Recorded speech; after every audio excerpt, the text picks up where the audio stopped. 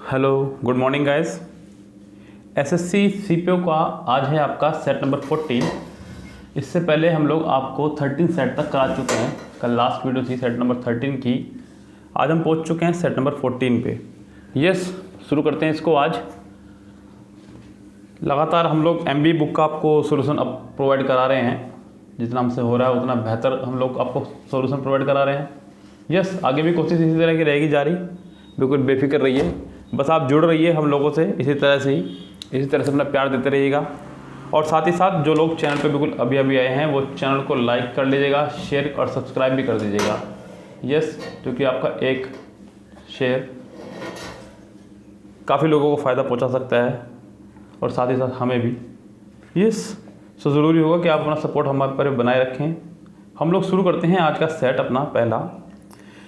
क्या कह रहा है कि सेंटेंस देखिए ध्यान से। कह रहा है कि a third of us are feeling compelled to check our phones in the middle of the night.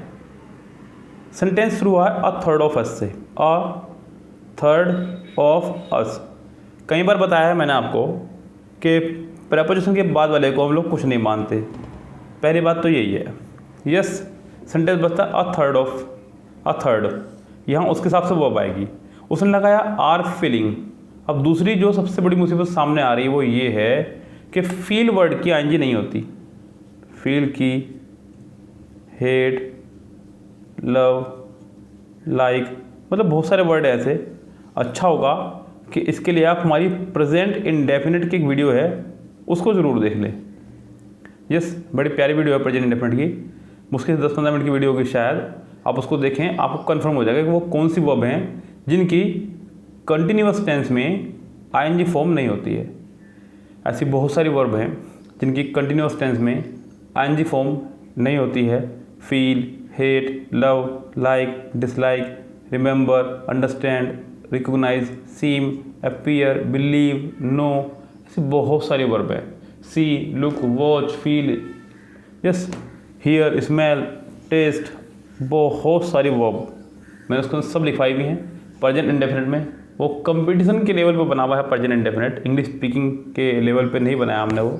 तो आप उसे एक बार जाकर देखिएगा, आपको बिल्कुल क्लियर होगा कि वो कौन कौन सी वर्ब हैं जिनमें आईएनजी फॉर्म नहीं आया करती कंटिन्यूस टेंस में। उन्हीं में से एक है आपकी फील। फील का यहाँ आप कंटिन्यूस नहीं बना सकते। अगर आप ऐसा कभी कह रहे हैं कि आई एम फीलिंग गुड, तो ये सेंटेंस आपका गलत है, ये ध्यान रखें आप। यस, इसको कंटिन्यूस बनाना बिल्कुल गलत है। आप बनाएंगे I feel good. I feel good, मुझे अच्छा महसूस हो रहा है। अच्छा महसूस हो रहा है के लिए आप ये नहीं लगाएंगे आई फील गुड। मुझे भूख लग रही है, I feel hungry, not I am feeling hungry. Yes, I feel hungry, not I am feeling hungry. मुझे भूख लग रही है, मुझे भूख लग रही है के लिए आप आई फील हंग्री लगाएंगे, not I am feeling hungry. ये ध्यान रखें आप। तो ये उन्हीं वर्ड में से एक था, इसलिए यहाँ पे आर फीलिंग की जगह आपको लगाना होगा थर्ड के हिसाब से सिंगुलर वर्ब फील्स। क्या लगाना होगा आपको यहाँ पे? फील्स या फिर फील। अभी देखते हैं यहाँ पे कौन सा ऑप्शन सही रहेगा। वैसे तो यहाँ पे फिलहाल अ थर्ड ऑफ अस, पहला तो बाहर निकाल दीजिए पेज से। दूसरा, a third of us feel compelled to check our phones. सी बाहर, पहली बात तो क्योंकि गलती की तो रिक्वायरमेंट है यहाँ पे, इसलिए बाहर। A third of us feel compelled checking our phones. अब यहाँ पे ऑप्शंस के हिसाब से चलना है हमें। ऑप्शंस के हिसाब से मतलब सेंटेंस में और एडिटिंग आप नहीं कर सकते। आप एक मिस्टेक निकाल चुके हैं, दूसरी मिस्टेक निकालने की अनुमति आपको नहीं है। तो ऊपर भी देखना है कंपेल्ड टू चेक है, कंपेल्ड टू चेक, और नीचे वाले में दे दिया डी में कंपेल्ड चेकिंग ओवर फोन्स, इसलिए डी बाहर, सी बाहर हो चुका है, ए बाहर हो चुका है। आपके पास सिर्फ और सिर्फ ऑप्शन बचता है बी। आपको बी का ही आंसर लगाना होगा, ये ध्यान रखें आप। चलते हैं नेक्स्ट सेंटेंस पे। सेंटेंस नंबर नेक्स्ट है आपका वन वर्ड सब्स्टिट्यूशन से। अ हर्ष कॉक्स्टिक मिक्सचर ऑफ साउंड। पहला है कॉन्सोनेंस, तालमेल, सुरीलापन, डिसोनेंस, बेसुरापन, कैकोफोनी। ये मैंने कल आपको वन वर्ड में पढ़ाया था। कैको मतलब बैड या इल, फोनी मतलब साउंड। यस, बैड साउंड यानी कि कर्कश आवाज़, तो इसका आंसर यही हो जाएगा सी। और डी का है यूफोनी यानी कि सुस्वर, कानों को अच्छा लगने वाला कोई ऐसी आवाज़, तो इसका आंसर हो जाएगा आपका सी। नेक्स्ट है आपको बताना है कि इस सेंटेंस के किस पार्ट में ग्रामेटिकली एरर है। साइंटिस्ट के साथ में SCIENTISTS के साथ में उसने प्लूरल लगाई, जो कि ठीक है। हैव के साथ थर्ड फॉर्म है, ये भी ठीक है। Have found that life was creeping and crawling about the earth 1.5 billions years early than previously brought. आपको यहाँ बताना है कि सेंटेंस के किस पार्ट में है एरर। अगर अच्छा होगा यहाँ सेंटेंस को देखें, क्योंकि यहाँ पे एक सेंटेंस में लगाया था ना अर्ली के साथ में देन, जबकि देन लगता है आपका सिर्फ और सिर्फ कंपैरेटिव डिग्री के साथ। अर्ली आपका पॉजिटिव डिग्री, आप इसे कंपैरेटिव बनाइए अर्लियर, तो सेंटेंस आपका ठीक होगा। यानी कि इसका बी पार्ट हो जाएगा आपका रोंग। बी पार्ट में अर्ली की जगह अगर आप लोग अर्लियर लगाएं तो ज़्यादा बेस्ट रहेगा, इसलिए इसका आंसर हो जाएगा आपका बी। बाकी सब कुछ यहाँ पे ठीक है। चलते हैं नेक्स्ट सेंटेंस पे। सेंटेंस नंबर है 4, जो कि आपका स्पेलिंग से आपको बताना है कि इसमें से कौन सी स्पेल करेक्ट है। पहला है हॉरिबल, हायर्स, हॉस्पिटलिटी और हॉस्टिलिटी। यहाँ हॉरिबल मतलब भयावह, भयानक, ये ठीक है। HEIRESS हायर्स, ये भी बिल्कुल ठीक लग रहा है वर्ड देखने में। इसका मतलब होता है स्त्री उत्तराधिकारी, यानी किसी राज्य की राजा कह लीजिए, रानी कह लीजिए, जहाँ पे स्त्री का शासन चलता हो, हायर्स। नेक्स्ट है हॉस्पिटलिटी, यही स्पेलिंग की गलत है, HOSPITALITY, यहाँ पे LL 2 बार नहीं आएगा। हॉस्पिटलिटी मतलब अतिथि सत्कार, यस। और हॉस्टिलिटी शत्रुता, इसका आंसर हो जाएगा आपका सी फिलहाल के तौर पे। नेक्स्ट देखते हैं, आपको बताना है सिनोनिम्स। इसका सिनोनिम्स क्या होगा। वर्ड है आपका डिट्रैक्टर। डिट्रैक्टर का मतलब होता है आलोचक, यानी कि आलोचना करने वाले लोग, आलोचक। ऑप्शन है पहला डिवोटी। डिवोटी का मतलब होता है भक्त। रिव्यूवर्स यानी कि पुनः देखने वाले। क्रिटिक्स आलोचक। एडमायर्स प्रशंसक। तो इसका आंसर हो जाएगा आपका क्रिटिक्स, यानी कि सी आलोचक। नेक्स्ट पे चलते हैं। नेक्स्ट भी है आपका वोकेबलरी बेस्ड ही। वर्ड है आपका इमिनेंट। इमिनेंट यानी कि IMMINENT, जो तुरंत घटित होने वाला हो, जो बिल्कुल अभी थोड़े समय बाद होने वाला हो, उसे बोलते हैं। पहला है इम्पोर्टेंट, मुख्य। फोर्थ कमिंग, फोर्थ मतलब आगे, कमिंग मतलब आना, यानी कि जो भी आगे आने वाला है, होने वाला है। इमेच्योर यानी कि आपको पता ही है, इमेच्योर जो 18 से कम का हो। ट्रूथफुल सच्चा, तो इसका आंसर हो जाएगा आपका सिर्फ और सिर्फ बी, फोर्थ कमिंग। यस, ये थे आपके फर्स्ट 6 क्वेश्चंस के आंसर विद सॉल्यूशन। यस, आपको समझ में आया अच्छे से हो तो अच्छी बात है। नहीं समझ में आए हैं तो आप मुझे कमेंट बॉक्स में कमेंट कर सकते हैं, सर इस क्वेश्चन को दोबारा समझा दीजिए, या फिर आप हमारे व्हाट्सएप ग्रुप में जुड़ जाइए 8279738238 पर हमें मैसेज कीजिए। ये हमारा व्हाट्सएप ग्रुप है, सिर्फ और सिर्फ क्वेरी ग्रुप बनाया हुआ है हमने। इस ग्रुप में आप हमसे जुड़िए, हम आपकी यहाँ लेंगे समस्याएं। आपकी कोई भी समस्या हो, यस, यहाँ हम लोग आपको नोट्स भी प्रोवाइड करा देंगे, PDF वगैरह भी सेट का। यस, जितना हमसे समय लगता है उतना हम लोग कोशिश कर रहे हैं। अभी अगला है आपका पैसेज 7 से 11। पैसेज पढ़ते हैं पहले। कह रहे कि we often worry about living like awake in the middle of the night, but it could be good for you. Growing body evidence from both science and history suggest that the 8 hour sleep may be unnatural. In the early 1990s, physicist Thomas Warr conducted an experiment in which a group of people were plunged into darkness for 14 hours every day for a month. It took some time for their sleep to regulate, but by the 4th week, the subject had settled into a very distinct sleeping pattern. They slept first for 4 hours, then woke for 1 or 2 hours before falling into a second for 4 hours sleep, though sleep scientists were impressed by the study. Among the general public, the idea that we must sleep for 8 consecutive hours persist. सोने के ऊपर है। Doctor ने बताया कि 8 hours भी सोना जो है शरीर के लिए काफ़ी नहीं है। एक डॉक्टर ने लोगों को 1990s में 14 घंटे सोने की कोशिश करी, लेकिन एक साथ नहीं, 4 घंटे सोना फिर 1 घंटे आराम, 4 घंटे सोना फिर 1 घंटे आराम, कुछ इस तरह से। तो उसने ये पाया कि लगातार नींद ही कामयाब होती है, इस तरह टुकड़ों में नींद लेना फ़ायदेमंद नहीं है। In 2001, historian Roger Eckrich of Virginia Tech published a seminal paper drawn from 16 years of research, revealing a wealth of historical evidence that humans used to sleep in 2 distinct chunks. Roger Eckrich says a 1595 engraving by January Sanedum is evident of activity at night. His book At Day's Close, Night in Times Past, published 4 years later, unearths more than 500 references to a segmented sleeping pattern in diaries, court records, medical books, and literature, from Homer's Odyssey to an anthropological account of modern tribes in Nigeria. Much like the experience of wear subjects, their references describe a first sleep which began about 2 hours after dusk, followed by waking period of 1 or 2 hours, and then a second sleep.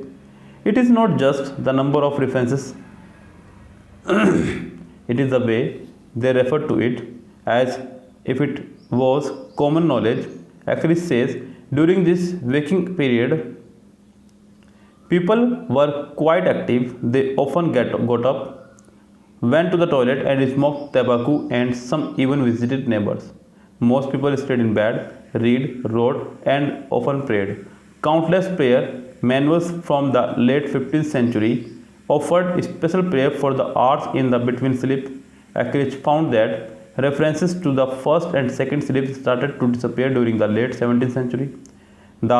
This started among the urban upper classes in northern Europe, and over the course of the next 200 years filtered down the rest of Western society. By the 1920s, the idea of a first and second sleep had receded entirely from our social consciousness. We attribute the initial shift to improvement in street lighting, domestic lighting, and a surge in coffee houses, which were sometimes open all night. As the night became a place for legitimate activity, and as that activity increased, the length of time people could dedicate to rest dwindled. Exam में भी आपको paragraph इसी तरह से पढ़ना होगा। English medium के बच्चे हैं जो या जो इंग्लिश को अच्छे जानते हैं, वो पढ़ते पढ़ते ही समझ जाएंगे कि पैराग्राफ में क्या कह रहा है। लेकिन जो हिंदी मीडियम के बच्चे हैं, अगर वो ना भी समझ पाएँ तो भी उन्हें पैसेज का मीनिंग नहीं निकालना है। आपको पैसेज लगातार पढ़ के डायरेक्ट क्वेश्चन पे कूदना है। आपके पास 15 मार्क्स के पैसेज आएंगे, यानी कि 3 पैसेज आएंगे लगभग स्टेनो में। आपको उन 3 में से, यानी कि 15 मार्क्स में से कम 10+ मार्क्स लेने हैं, और यही एक तरीका है 10+ मार्क्स लेने का कि आप सिर्फ क्वेश्चन को पढ़ना शुरू कर दीजिए। कह रहे हैं कि the above passage that an 8 hour sleep is natural, fill in the blank से आपको भरना है। कन्फर्म द मिथ, पहला ऑप्शन दिया उसने आपको। Elaborate the myth, promote the myth, और एग्जामाइन द मिथ। पैसेज पे चलते हैं। यहाँ पे आपको मैंने जो पैसेज पढ़ा, शुरू में चलिए देखिए, 2 लाइन देखें आगे शुरू की। कह रहा है कि फर्स्ट, सेकंड, थर्ड लाइन देखिए।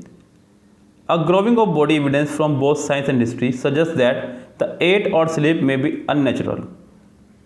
The 8-hour sleep may be unnatural, यानी कि ये एक unnatural है। In the early 1990s, physicist Thomas Waugh conducted an experiment in which a group of people were plunged into darkness for 14 hours every day for a month. यहाँ पे unnatural से बात हो रही है, यानी कि ऐसा मान नहीं कह सकते हैं आप इसको। ऑप्शंस पर अगर हम चलें तो एग्जामाइन द मिथ, तो यहाँ पे एक इस रहस्य का पता लगाने के लिए उन्होंने देखा कि 8 आवर्स की स्लीप काफ़ी है या नहीं है, तो इसका आंसर हो जाएगा आपका फिलहाल डी। सेंटेंस नंबर 8 पे देखिए, कह रहा है कि what did the experiment conducted by Thomas Wehr prove, Thomas Wehr के एक्सपेरिमेंट ने क्या चीज़ प्रूफ करी। यस कह रहा है, देखिए ध्यान से, it brought into question that sleeping for 8 और for consecutive hours is necessary.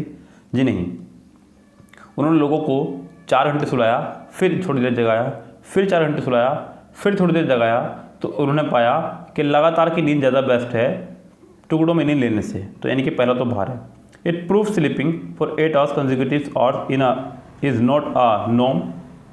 It establish that even when the nights are longer people slept in 2 distinct chunks, यानी कि लाइक जहाँ लॉन्गर हो, लंबी हो, वहाँ पर 2 टुकड़ों में सोना चाहिए। It prove that all people slept in 2 distinct chunks of 4 hours. पहले मतलब डी बाहर निकल गया पर इससे आपके पास बचता है सिर्फ बी या सी में से कोई एक, और बी और सी ही आपके दोनों करेक्ट आंसर लग रहे हैं लेकिन ऐसे में अगर मुझे करेक्ट लगाना हो तो बी ज़्यादा करेक्ट आंसर है इसका, यानी कि इसका आंसर आप लगाइएगा बी। नेक्स्ट देखें sentence number next, Roger Ekirch indicated that sleeping for 8 consecutive hours is a modern standard for sleep. ये एक मॉडर्न स्टैंडर्ड बनता जा रहा है।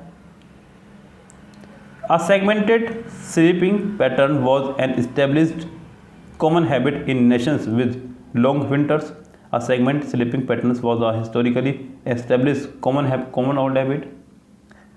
The practice of sleeping for 8 consecutive hours was popularized by epics. Sentence में से पहले चलते हैं पैराग्राफ पे। यहाँ Roger Ekirch says a 1519 engraving days by Jan Cross, यहाँ जिक्र कहीं किया है उन्होंने। यस अगर आप देखें थर्ड लाइन में तो हिस्टोरिकल एविडेंस की बात उन्होंने कही है यहाँ पे, और अगर आप गौर करें यहाँ सेंटेंस में भी 9 पे भी, तो यहाँ पे सी सेंटेंस में historically established common old habit है, तो इसका आंसर आपका हो जाएगा 9th का सी। नेक्स्ट पे चलते हैं, which is the following, sentence number 10, which of the following option is not true with reference to the segment sleeping pattern. इनमें से कौन सा ऑप्शन सही नहीं है स्लीपिंग पैटर्न को लेते हुए। People were physically active, people were socially active, people prayed actively, people visited all nights coffee shop. तो ये ट्रू नहीं है। यहाँ पे जिक्र तो हुआ है, ऐसी बात नहीं है कॉफ़ी शॉप का, लेकिन ऑल नाइट के लिए नहीं हुआ है। यानी कि कॉफ़ी शॉप जाते, यानी कि लोग अपना समय बिताते हैं कहीं कहीं घूम करके, कोई कहीं जा रहा है, कोई कहीं जा रहा है, कोई कहीं जा रहा है। यहाँ कॉफ़ी शॉप का जिक्र हुआ है, किस लाइन में हुआ है यहाँ ढूंढना होगा मुझे भी।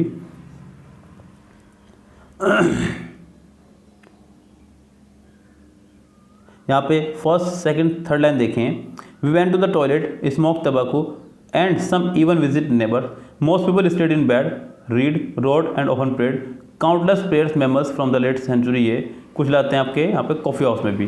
तो यानी कि सबका अलग अलग तरीका है रात को जागने का। कोई पढ़ता हुआ रहता है, कोई वीडियो देख रहा है मोबाइल में बैठा। आजकल तो मोबाइल ने बहुत समय ले लिया हम लोगों का, टाइम से ना तो सोना हो रहा है ना टाइम से जागना हो रहा है। यस तो यहाँ पे इसका आंसर हो जाएगा डी फिलहाल। 11 में देखते हैं, what cause the idea of a first and second sleep to entirely recede from a social consciousness. 11 sentence देखिए, और पैसेज में चलते हैं हम लोग आपके। ये रहा पैसेज आपका, which were sometimes open all night. As the night became a place for legitimate activity and as that activity increased, the length of time people could dedicate to rest dwindled. Yes, इस passage को पढ़िए और option पे जवाब दीजिए। Industrialisation का जिक्र नहीं हुआ है, ऊपर हटा दीजिए। ऑल नाइट कॉफ़ी शॉप्स, इसका जिक्र कहीं नहीं हुआ सेंटेंस में। A group of rich people defying sleep, an active night life facilitated by artificial lighting. D इसका आंसर हो जाएगा। देखिए जिन बातों का सेंटेंस में जिक्र हुआ ही नहीं है, आप उनको आंसर लगा ही नहीं सकते। यस आपको अपना दिमाग नहीं लगाना है, एक्स्ट्रा बात नहीं करनी है, सिर्फ जिसका जिक्र हुआ है आपको सिर्फ उसी का इस्तेमाल करना है सेंटेंस के अंदर। चलते हैं सेंटेंस नंबर 12 पे। 12 सेंटेंस है आपका वन वर्ड सब्स्टिट्यूशन से। वन वर्ड सब्स्टिट्यूशन का सेंटेंस देखते हैं क्या कह रहा है। कह रहा है कि the hard remains of a pre historic animals और plant that are found inside a rock.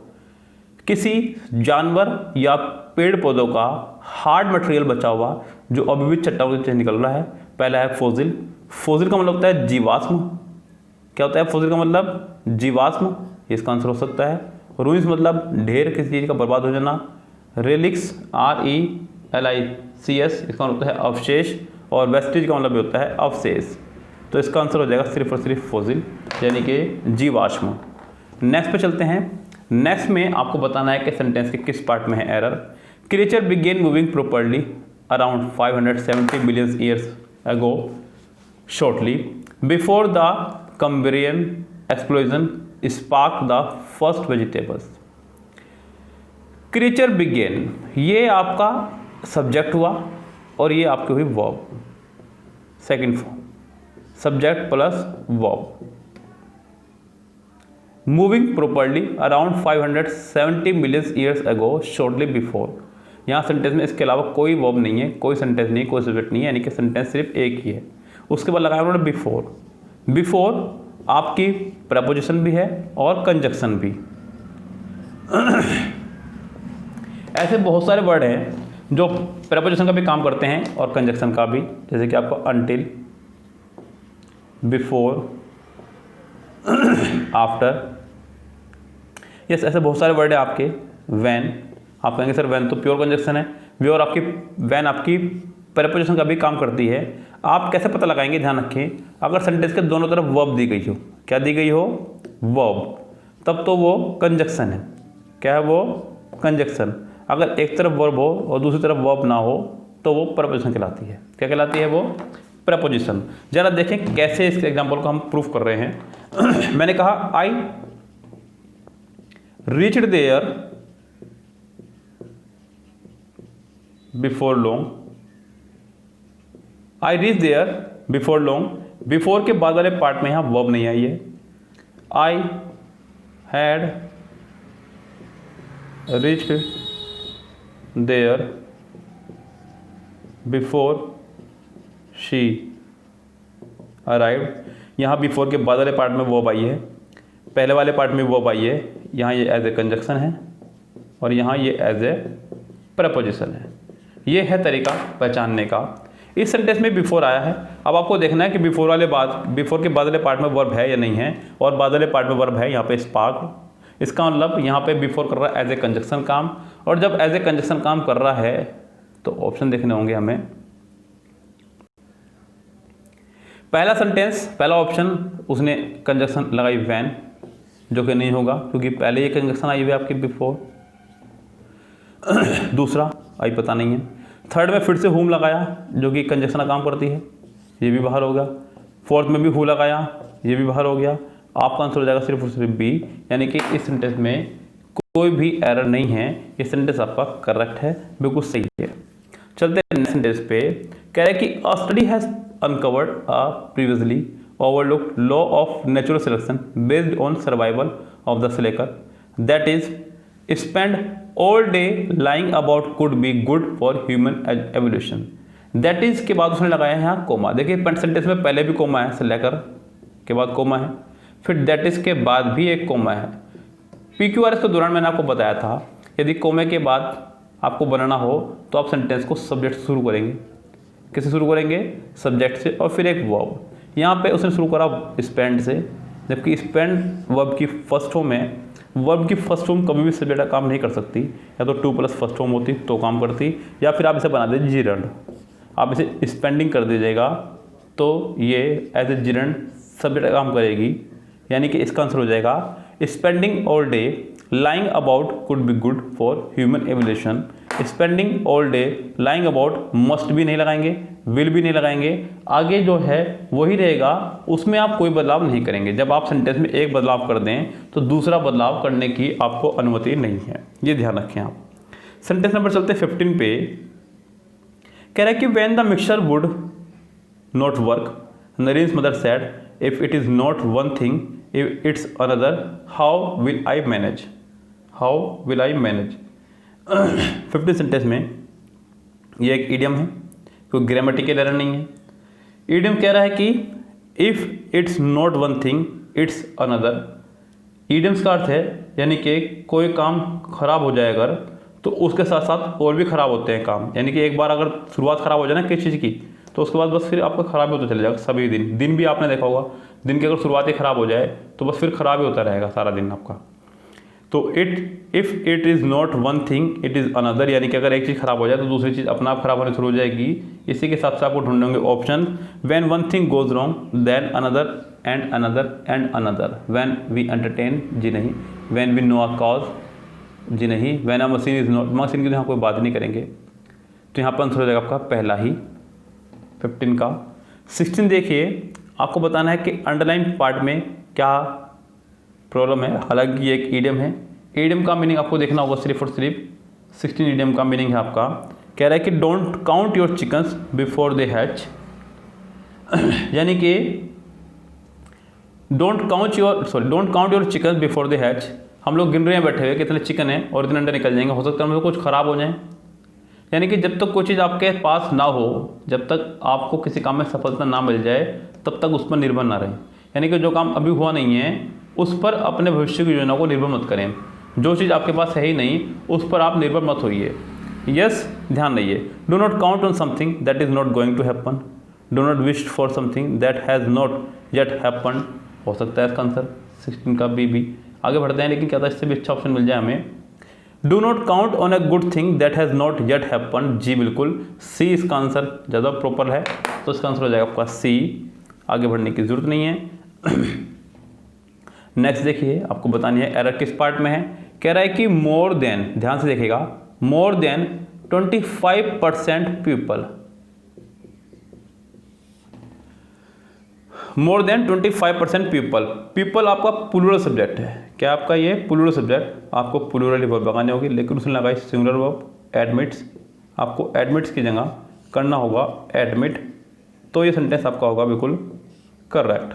Yes, याद रखिए, तो इसका आंसर हो जाएगा आपका बी।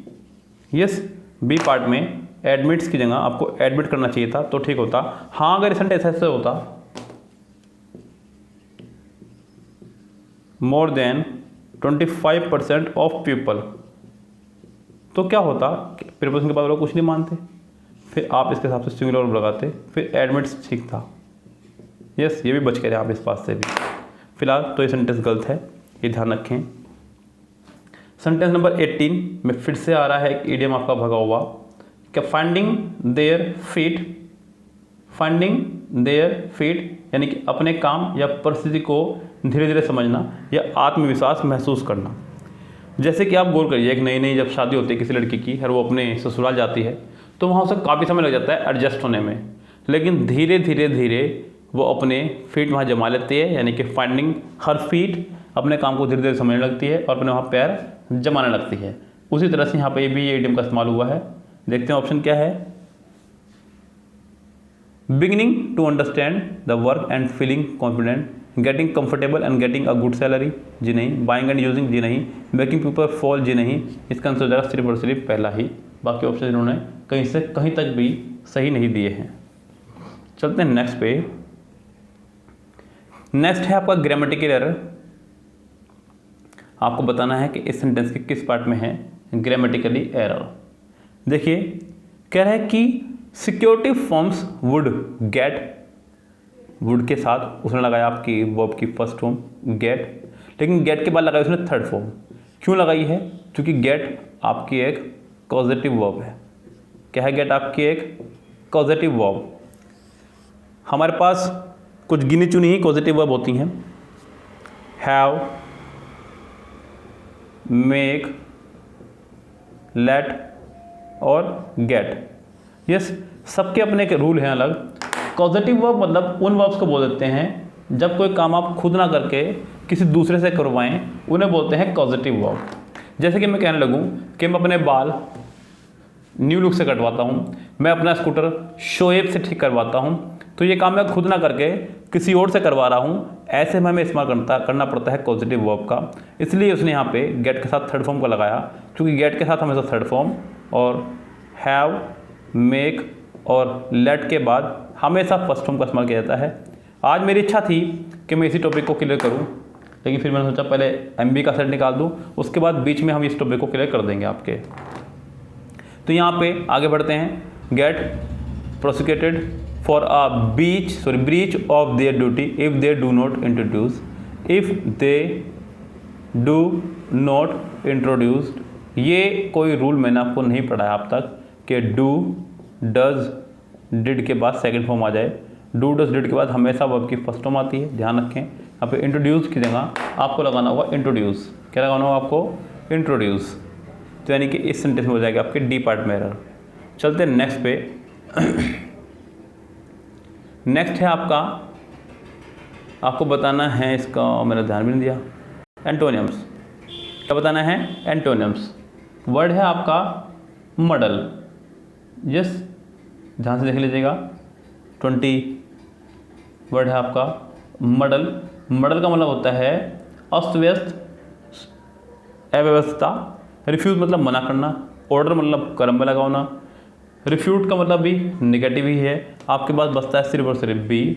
यस, और कोई इसका ऑप्शन आप फिलहाल नहीं लगाएंगे। क्लियर बात? आगे बढ़ते हैं सेंटेंस नंबर 21 पे। 21 में जो वर्ड है वो आपका क्लिंच। किसी काम को सफलतापूर्वक पूरा करना, कंप्लीट करना किसी काम को। पहला है बाउंडेड, बंधन। फाइनलाइज, अंतिम चरण पर पहुंचाना। डिवोटेड, भक्ति। आर्ग्यू, बहस। तो सिनोनिम्स में इसका आंसर हो जाएगा बी। तो फिलहाल इसका भी आंसर है आपका बी, और पहले का भी आंसर था बी। अगला है 22, जो कि है आपका एक idiom, land me your year. Land me your year, यानी कि किसी बात को बहुत अधिक ध्यान से सुनना। यस, या फिर किसी का ध्यान अपनी ओर आकर्षित कराना हो तब, यानी कि किसी को अपनी बात बहुत ध्यान से सुनवाने के लिए ऐसा कहना। To politely ask for someone hearing aid. To politely ask for someone speakers. To politely ask for someone's full attention. To politely ask for someone's headphone. तो यहाँ इसका आंसर हो जाएगा आपका सिर्फ और सिर्फ सी, कि वो आपकी तरफ पूरा अटेंशन यानी कि पूरा ध्यान दे।